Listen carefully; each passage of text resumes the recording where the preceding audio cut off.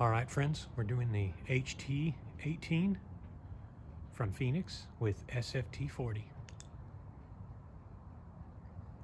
This, I believe, surpasses by just a bit the XHP35HI version. Only a little bit, but I do think it does.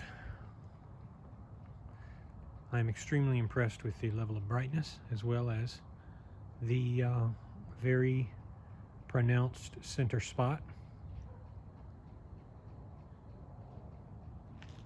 925 meters, 214,000 candela.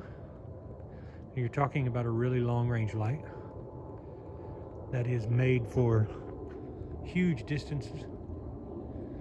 It will cover lots of distances.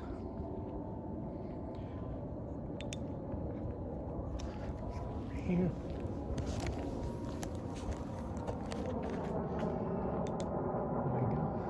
You can see how impressive that is. You're not going to want to reach out and touch someone, I promise you.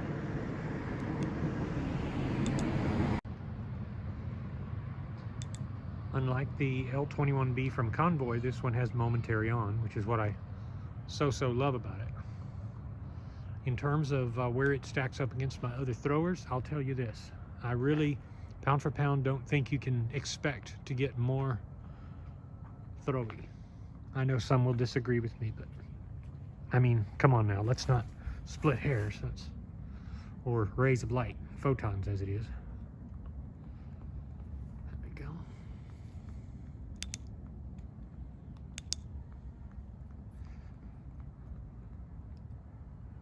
Lowest mode, still a very good thrower, even on the lowest mode.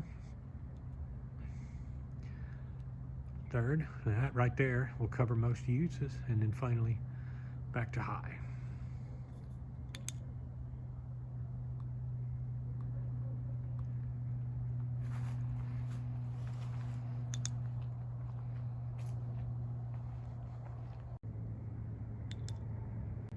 You can see some of the floralization going on, the messiness and the inside of the beam.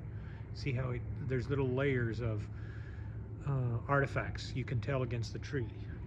That's my only complaint about this.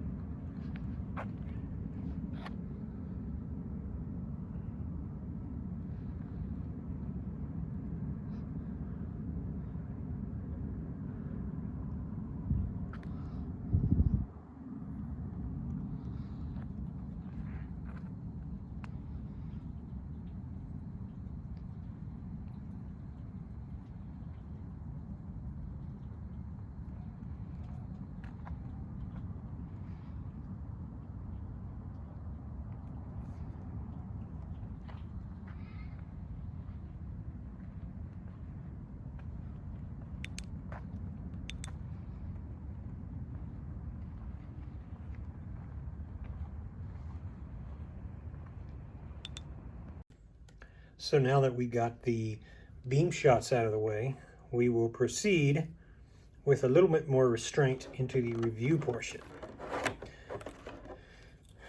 Featurally, it is just about identical to the previous model. And here we go, get a nice shot of that reflector. You can see the little indentation they did around the tip inside there.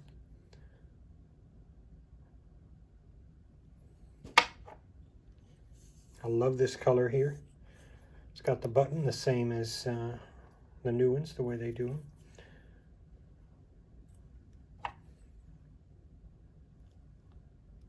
Now look at this. They didn't do, it can't tail stand. Come on, Fenix. Okay, here's the battery, which I was actually just charging. It's not topped off yet. It's a 5000 mAh 21700, which you have an adapter for if you want to use an 18650 or CR123s, which you really wouldn't do anymore. So let's put that sumbitch back in there. Gotta love Fenix finishing. It is just so amazing. The light feels nice. While I miss a cigar grip, I don't really miss it with this light because it's made for a holster. Quick access in and out of a holster. Really, really good. Very good response with the button. Momentary on all modes. So if you want to turn it on any mode, you can. Yay. That's the way everything is supposed to be in the world. Now you have the green filter, which I haven't demoed yet. I'll take it back out for that at another point, I suppose. Personally, I'm never going to use them. This is what is attached with this little thingamajig at the back. When you get it, just to warn you that you're not going to be able to take it and play with it automatically, you're going to have to pull that. You're going to have to undo it and pull it off, and take the battery blocker out, which is right here, which all these flashlights come with. Fenix lanyard, looks like a pretty basic lanyard. You have the Type-C charging. You have the warranty card. You have an advertisement. And you have the HT18 very thick little booklet, as well as the case. And don't really think much of the case. Anyhow. So here we have the stats if you want to pause and get a screenshot if you'd like. 1,500 lumens, 1 hours, 40 minutes, 925 meters, 214,187 candela. High is plenty useful, as demonstrated outside. 150 and 30. Congratulations to Fenix on actually having modes that are useful, that are usefully spaced apart. So far, really happy with it. Let's get back here. And here's what we got. So, again, this is the upgraded version of the light. Why they called this HT18, I don't know. Apparently, they don't have a really good grasp of American English. HT18, I remember being a teacher and I had a student who wrote a paper, therefore, for this reason. And I'm thinking to myself, come on now, you're an advanced lit. You should, if you're an English lit student, you should know what sounds good. But that is neither here nor there. As for the userability, other than the lack of ability to tail stand, and some ringiness in the beam, and I'm going to show you here again, which you saw outside. I can't really show you too much. It's you're going to see some artifacts around the nipple of the beam. That said, it doesn't bother you that much if you are using it in the real world. It seems to be a thing with this emitter, that the SFT40, that all of these lights are having trouble with. Once you get it out in the world, it's just fine, but it does have some hazing around the edges. And this is why I'm going to stick with, I would rather they have put just a regular SFT40 in there and smooth, so that it's actually has a normal beam without too much weird dynamics. And I wonder if they couldn't use that, instead of they have a little dippling there, they wouldn't just put some gloss or orange peel to help even out imperfections. That said, I have been very hard on the light because it is Fenix and they are the #1 in the game right now. So for that reason, I'm going to be hard on them. But again, if you decide you want one, you might want to scoop one of these up. I'm one of the first to buy them and give you the lowdown. So, all right, we'll take it out. We'll do a few more beam shots before we call it a night. Here we go. This is the lowest mode. What you will notice this time around, and you're going to notice this on different reviews that you see being done on SFT40 lights, is the greening.